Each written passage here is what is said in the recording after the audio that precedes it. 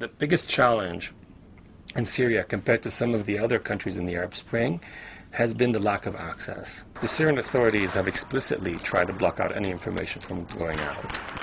The Syrians on the ground, at great risk to their lives, have been filming what's happening. One Syrian activist told me, they've got guns, we've got our cell phones to film what they're doing to us.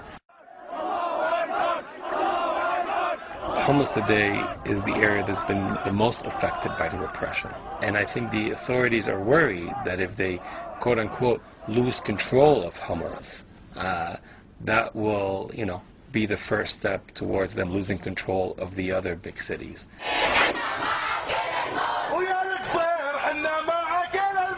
The three most common abuses we're seeing: shooting on unarmed protesters, and that accounts probably for the majority of those killed. And we're seeing it, repeated in town after town, Friday after Friday.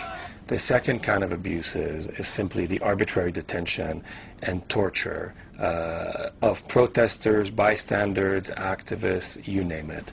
They're taking them to the basements of the security services and, almost with no exception, beating them and in some cases torturing them with electric prods and other instruments of torture. The most striking thing about Syria today, the fear is gone. The violence is still there, they're still being shot at, but the inside they've become free on some level. There's no doubt, I think the road ahead is going to be very difficult for change in Syria, and no one can really predict exactly how it's going to unfold. But one thing is certain, there's no going back to the way Syria was before.